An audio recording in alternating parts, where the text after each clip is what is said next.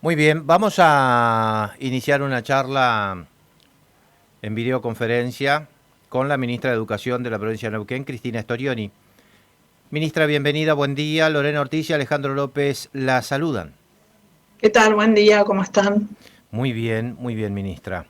Bueno, queríamos un poco aprovechar este inicio de año para revisar algunos temas que hemos conversado durante el año anterior, cuestiones que preocuparon y mucho, que siguen preocupando, y algunas incertidumbres que se agregan a partir de este rebrote de contagios, ¿no? Algo inesperado cuando los cálculos indicaban que lo íbamos a tener, pero más entrado el verano o finalizando el verano.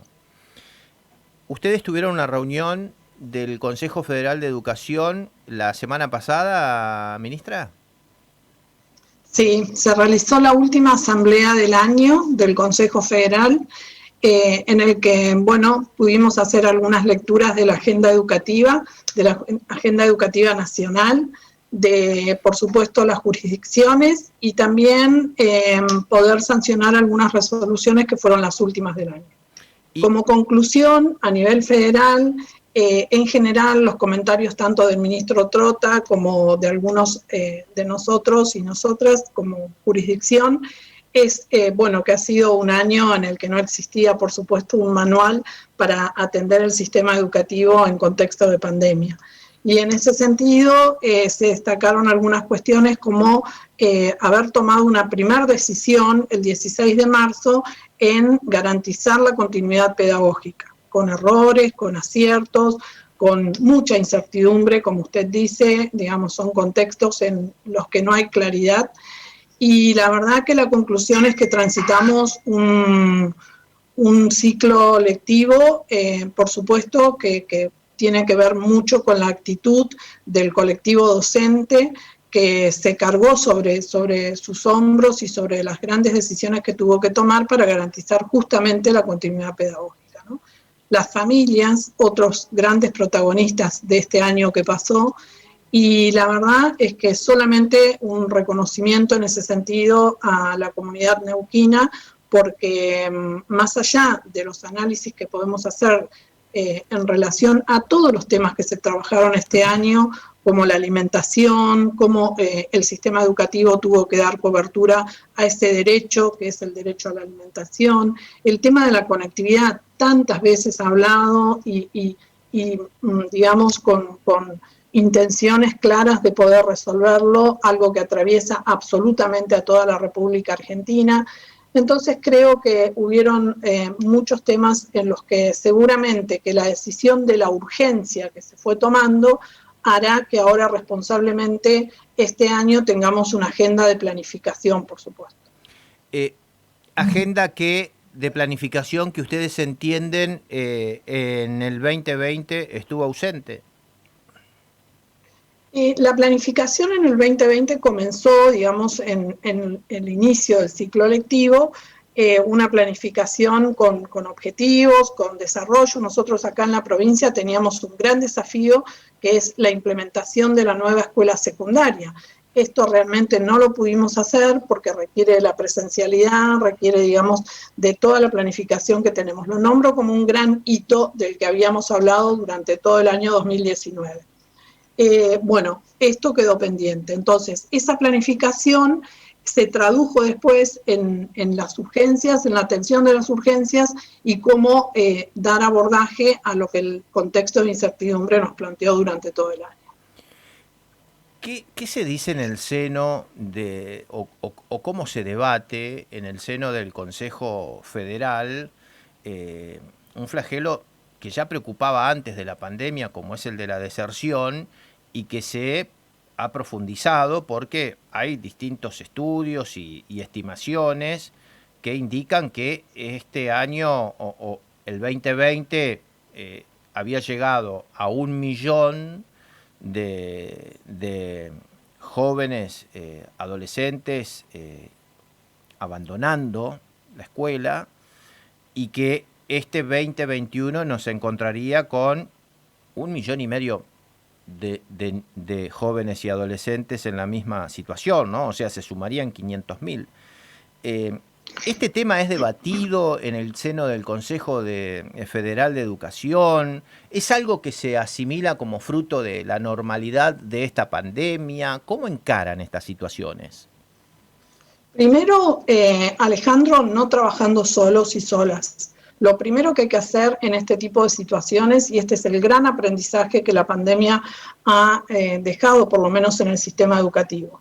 Las decisiones han sido compartidas, digamos, por unanimidad se han desarrollado todas las normativas que ampararon todo el trayecto, todas las trayectorias en el sistema educativo.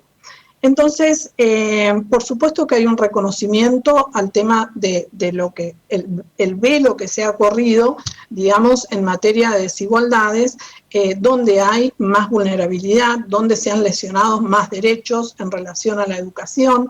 Esto es lo primero que encabeza la agenda de cualquiera de nosotros que tiene responsabilidades públicas en materia educativa.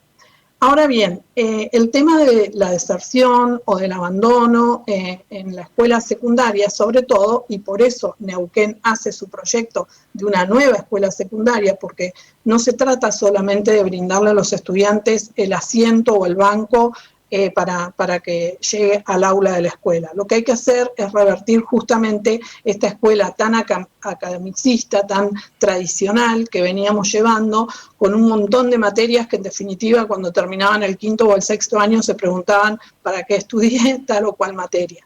En ese sentido, nosotros consideramos, y la verdad es que lo digo con mucho orgullo porque fue un proceso participado por todos los docentes del nivel secundario, un proceso donde se puso en tensión la escuela secundaria que nuestros estudiantes tienen. ¿Por qué? Porque se venían dando estos datos del abandono, de la deserción, del corrimiento, digamos, en vez de terminar la escuela, en lugar de terminarla en 5 años, la terminaban en muchos más. Se recurren a los planes de estudios de 3 y 4 años para terminar la escuela secundaria. Entonces es un diagnóstico que ya se venía observando. La respuesta de la jurisdicción de Neuquén fue un proceso de más de 2 años donde se revisó la escuela secundaria. Esta nueva escuela secundaria que tendremos que implementar apenas regresemos a la presencialidad. Hoy, ahora bien, sí, sí. Sí, la escuchamos, la escuchamos.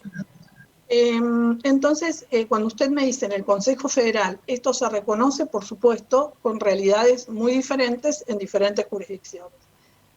Pero quiero destacar que también estas lecturas, o sea, decir que 1.300 millones de niños no estuvieron en la escuela en el mundo entero porque una pequeña partícula, digamos, nos encerró a todos y nos corrió de nuestras regularidades y nuestros hábitos, sinceramente es un reconocimiento mundial. Entonces, que UNICEF, que la Organización de los Estados Iberoamericanos, que UNESCO, que participan, digamos, como organizaciones no gubernamentales, ayudan también a tener esta objetividad en la lectura y en los datos. No se desconoce la situación, pero no es solamente atribución a la pandemia. Que los chicos y las chicas venían dejando la escuela secundaria o tardaban más o se cambiaban a los planes de 3 y 4 años, no es un efecto 2020. Es una cuestión que veníamos analizando y por eso la alternativa de la nueva escuela secundaria. Por eso yo la llevaba a los tiempos anteriores o previos a la pandemia, porque era un tema que preocupaba, ¿no? Y bastante. ¿Se pudo determinar el nivel o la cantidad de chicos que abandonaron el ciclo lectivo o los estudios durante esta pandemia? Nosotros tenemos una previsualización. ¿Por qué? Porque los chicos y las chicas, sobre todo en la escuela secundaria, tienen la oportunidad de terminar todo su trayecto educativo en abril del 2021, en abril de este año. Entonces, la previsualización hace que tengamos una lectura total del sistema educativo, más o menos en un 20 a 22% de chicos y chicas que podrían haberse, digamos, desconectado de esta continuidad pedagógica planteada, ¿no? Por lo tanto, no quiero destacar como un dato final, porque los chicos tienen y las chicas la oportunidad de terminar su trayecto en abril del 2021. Un 20, Así que 20-22% de un total de cuánto, Cristina. Perdón, no le escuché. Le preguntaba, un 20-22% de un total de cuántos. Del sistema educativo en general, que son más de 240.000 estudiantes, de Bien. todos los niveles y modalidades. Bien, bien. ¿Qué va a pasar con este próximo ciclo lectivo? Porque, digamos, tenemos esta situación que realmente preocupa y mucho, que es el rebrote de contagios, con Neuquén, la ciudad de Neuquén como mayor epicentro, digamos, es en donde se están registrando la mayor cantidad de contagios. También tenemos las localidades aledañas. ¿Qué es lo que ustedes están analizando? El gobernador ha dicho que el ciclo lectivo comienza sí o sí en marzo, que hay que ver la modalidad, pero que comienza sí o sí. ¿Ustedes qué evaluaciones están haciendo a partir de los últimos datos sanitarios? La primera decisión es que todos queremos regresar a la presencialidad en la escuela. Esta es una decisión que no debería debatirse, porque en los últimos tiempos, incluso le digo que hace muy poquitos días, hemos dado respuestas a oficios que se han judicializado, como dando a entender que no se quisiera volver a la presencialidad. Entonces me parece oportuno y públicamente decir que hay una decisión política en la agenda de educación de regresar a la presencialidad. Ahora bien, eso no debería estar debatiéndose, porque la verdad es que nosotros tampoco no queremos no regresar. Al contrario, todo este año pasado lo hemos transitado de la mano del Ministerio de Salud, por supuesto con todas sus orientaciones y demás. Entonces, si la escuela no se reabrió, fue justamente por un estado epidemiológico que fue el rector de la decisión.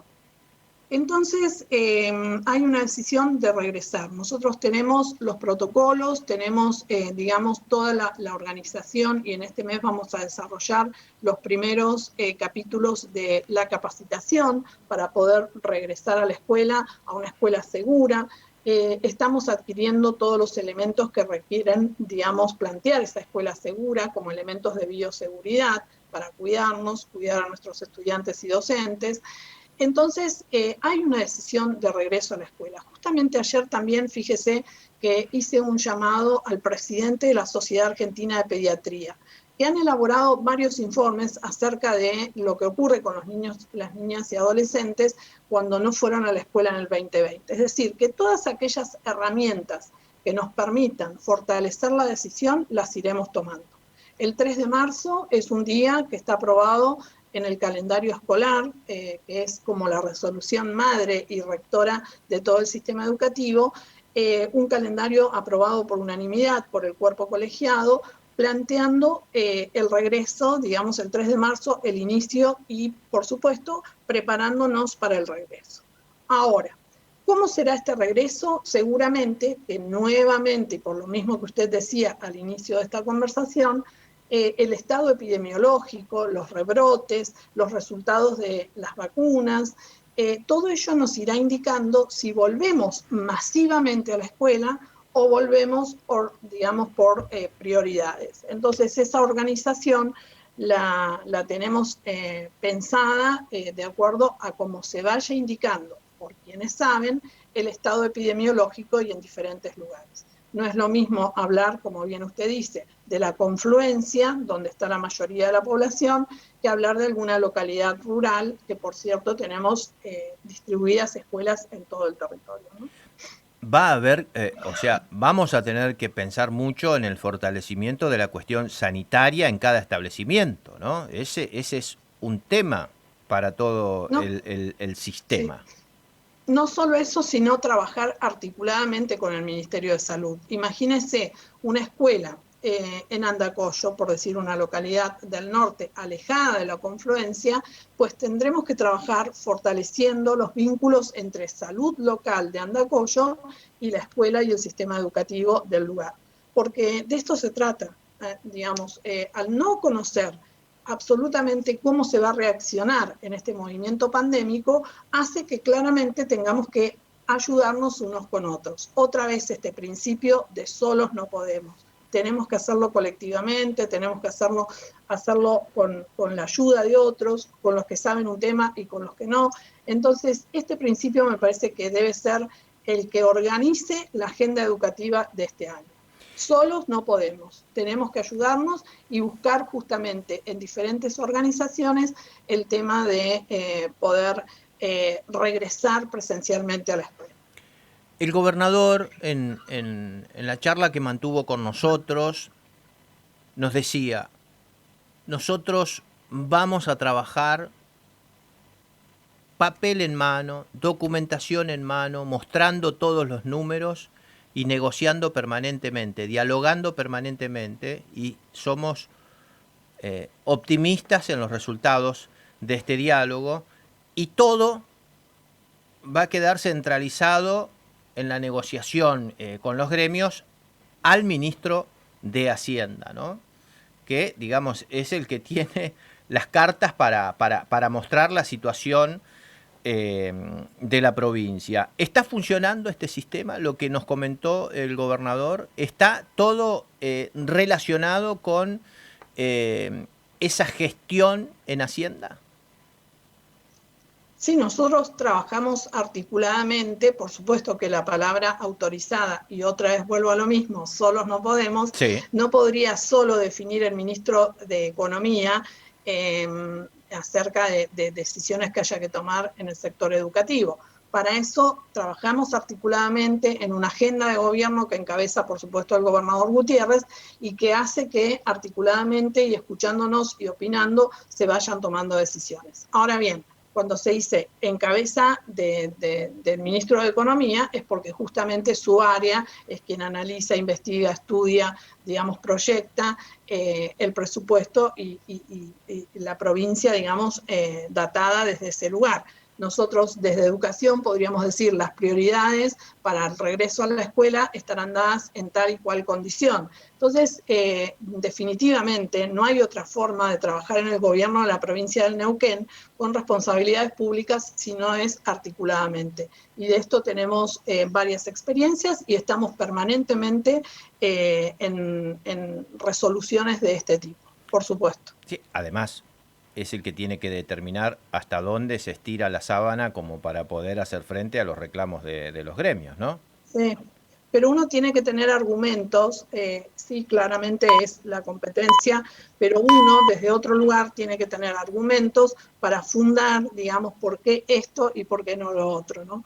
Porque, bueno, para eso estamos formados y cada uno tiene el área que conoce y que con responsabilidad toma y propone decisiones. Los gremios, tanto docente como estatales, ATE, UPCN, los que están involucrados en el sistema educativo, ¿entienden esta necesidad de priorizar el inicio y el dictado de clases a partir de marzo? Sí, sí, sí.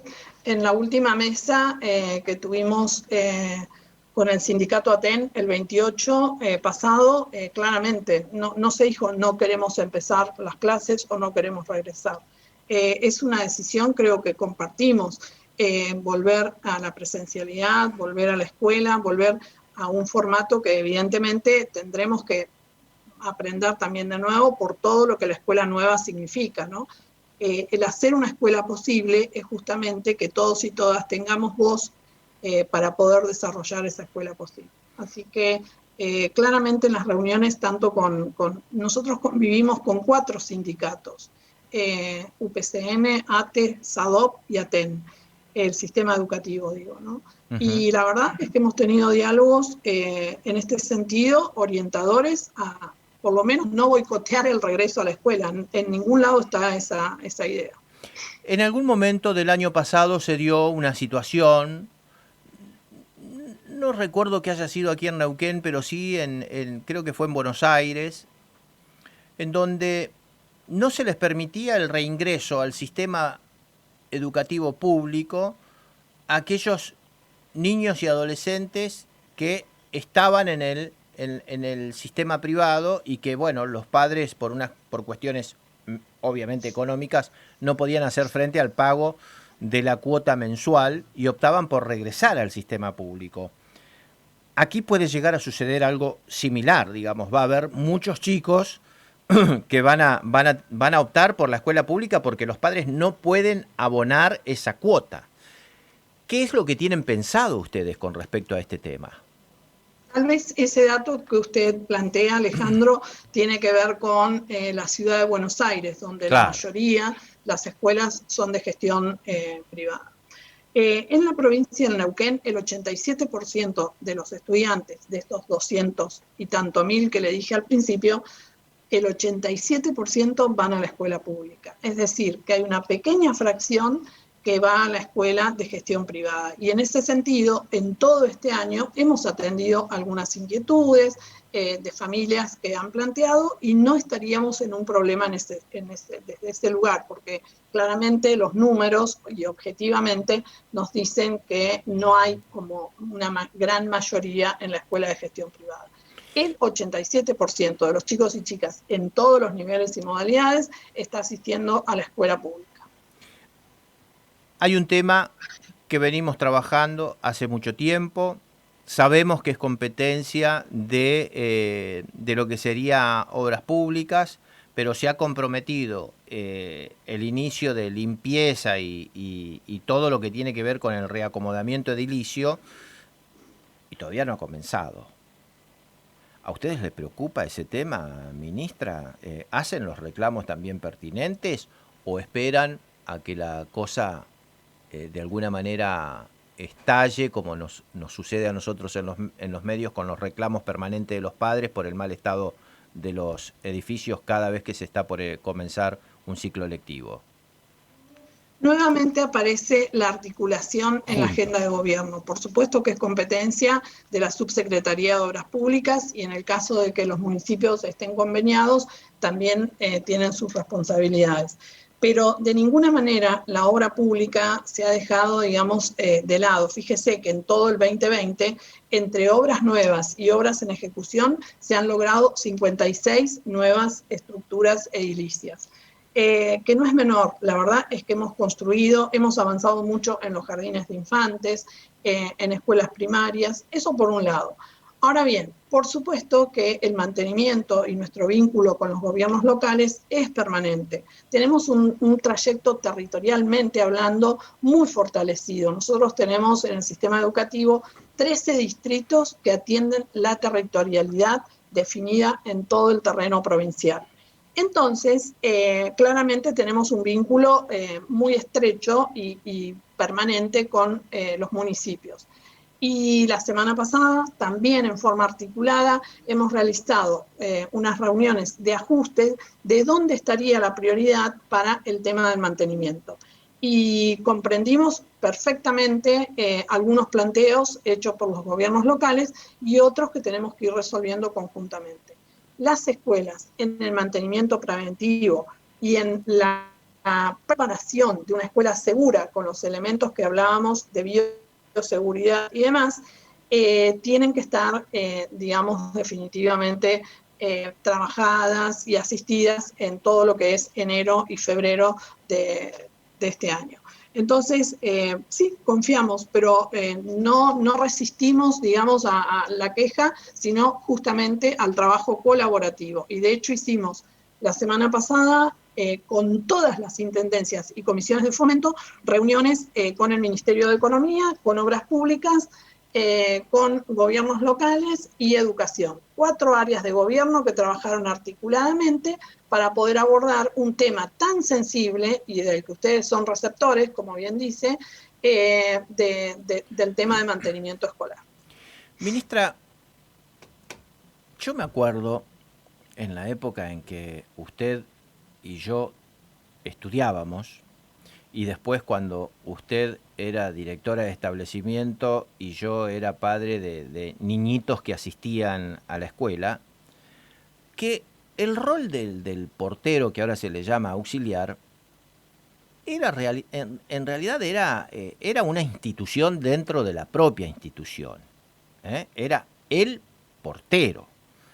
También asistía con trabajos menores de mantenimiento que tenían que ver con el cuidado y el resguardo de cada uno de los lugares del colegio. Era su territorio, era su territorio.